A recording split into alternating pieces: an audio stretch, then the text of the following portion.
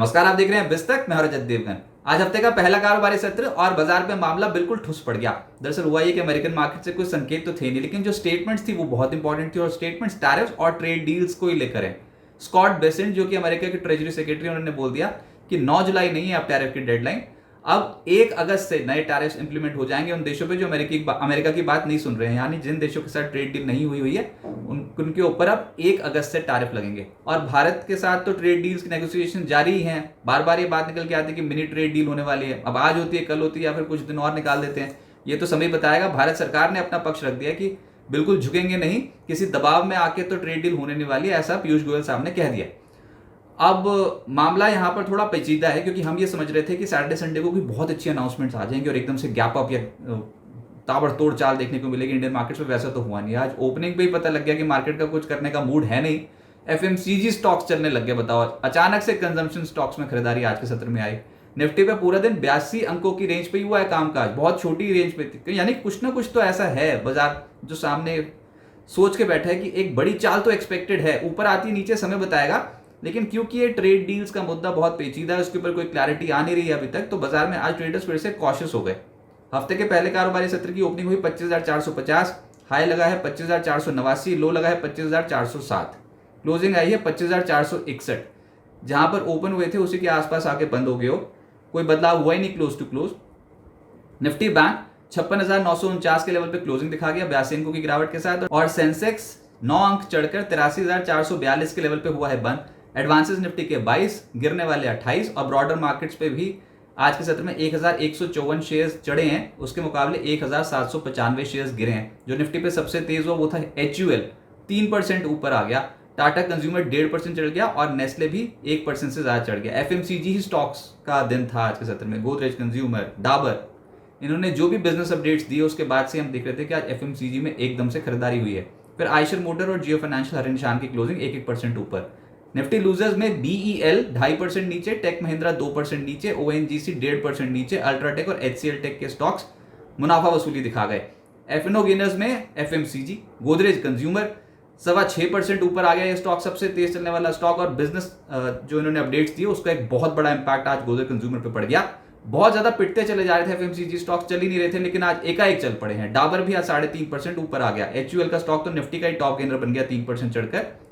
फिर कमेंस और IIFL यहाँ पर निचले स्तरों से हुई खरीदारी 2.5% से 3% ऊपर, लेकिन मूव्स कैप्चर करने इतने आसान नहीं थे आज के मार्केट में। मैं कह रहा हूँ बहुत ही डल सेशन आज इंडियन मार्केट्स पे देखने को मिला है। एफएनओ लूजर्स में इंडस स्टार 4% नीचे चला गया, नौकरी 4.25% नीचे, जुबिलेंट फूडवर्क्स यहाँ पर भी बिजनेस अपडेट्स आए थे उसके बाद ये 3.5% नीचे हो गया। हेवल्स और केफिन टेक 2.5% नीचे चले गए।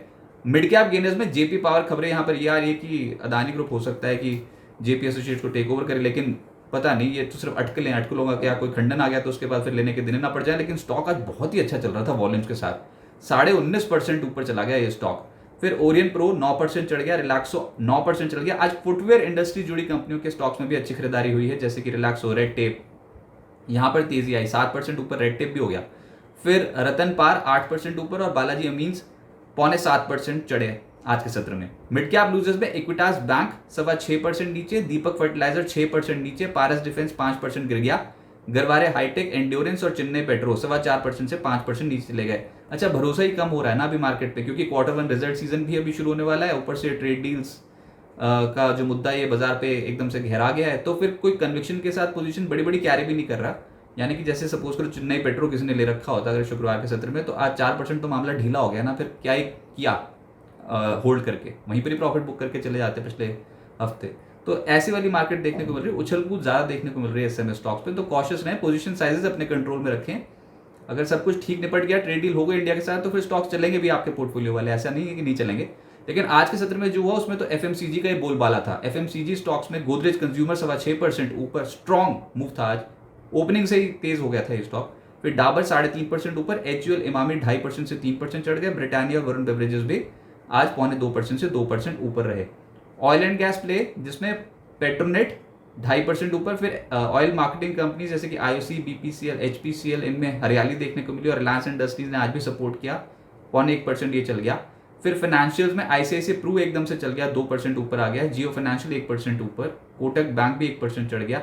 Bajaj Finserv, HDFC life, SBI life ये इंश्योरेंस वाली कंपनियों में कुछ कुछ खरीदारी होती हुई नजर है, लेकिन जो गिरे हैं उसमें है श्रीराम फाइनेंस 0.1% नीचे, HDFC EMC आधा फीसदी नीचे, Chola finance, LIC housing finance, SBI cautious हो गए ट्रेडर्स एकदम से और फाइनेंशियल से थोड़ा थोड़ा प्रॉफिट लॉक करते हुए नजर आए।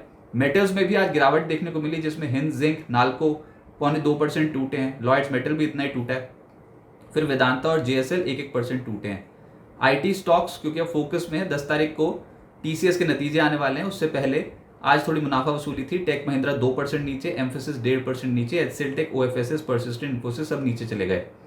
अब आगे क्या होगा, ट्रेड डील पे कोई स्पष्टता है नहीं, उसके चलते ट्रेडर्स एकदम से कॉशियस हो गए। अब कोई खबर आ गई बड़ी तो उसका इम्पैक्ट ओपनिंग पे ही देखने को मिल जाएगा, तो उस पर तो कुछ कर नहीं सकते। लेकिन जो बयानबाजी चल रही है अभी, और अमेरिका के ट्रेजरी सेक्रेटरी ने साफ तौर पे बोल दिया कि जिन देशों के साथ ट्रेड डील नहीं हुई है यूएस की, उन पर टैरिफ लगेगा 1 अगस्त से, और पहले 9 जुलाई को खत्म होनी थी 90 दिनों की जो डेडलाइन दे रखी थी, ग्रेस पीरियड दे रखा था, वो अब 1 अगस्त तक शिफ्ट कर दिया। आज बड़ी खबर थी ये मार्केट के लिए, लेकिन फिर भी मार्केट नहीं चला।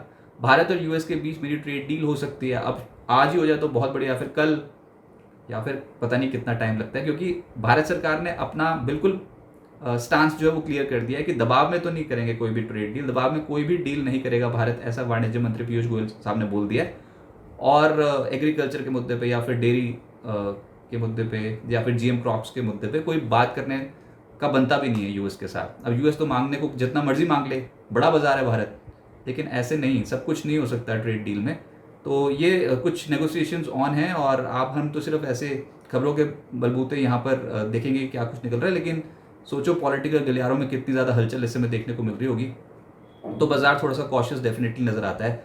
बाजार में सीमित दायरे में इस समय कामकाज हो रहा है। निफ्टी पर कोई लेवल्स नहीं बदले गए, ऊपर 25,550, 25,600 पर रेजिस्टेंस जोन है, नहीं पार हो रहा है ये, नीचे 25,350, 25,280 पर ही अभी सपोर्ट आ रहा है, और देखते हैं सपोर्ट जोन्स और रेजिस्टेंस जोन्स कब तक एक्ट करते हैं। एक मूव पेंडिंग है मार्केट पे, कभी भी आ सकता है रिजल्ट सीजन से पहले, आप उसके लिए प्लीज और प्लीज तैयार रखिएगा। अगर नीचे चलेगा मार्केट पे तो फिर अच्छी खासी खरीदारी करने का मौका आ जाएगा, ऊपर गए तो फिर तो मौका मिस ही है, लेकिन जो टिकेगा उसी का पैसा बनेगा। और बिजनेस अपडेट्स जिन भी कंपनियों के अच्छे आ रहे हैं उनको अच्छा रिवॉर्ड मिल रहा है, जिनके भी खराब आ रहे हैं उनको कचर के रख रखा है स्टॉक मार्केट में अभी।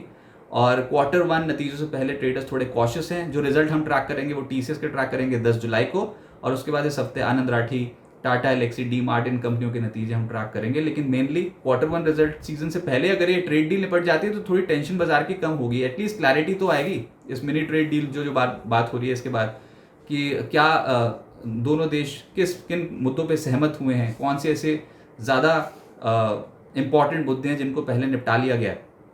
तो इससे बाजार खुश भी हो सकता है। जो भी है, बाजार फिलहाल बिल्कुल एक रेंज बाउंड सेशन है चलता, बाजार बिल्कुल एक ठहराव महसूस कर रहा है पिछले 1-1.5 हफ्ते से, और ऐसे ही पैटर्न कंटिन्यू रहेगा। अगर कोई स्पष्टता नहीं आती, कोई भी क्लैरिटी आ गई ट्रेड डील को लेकर, तो बाजार पे एक अच्छी चाल बन सकती है।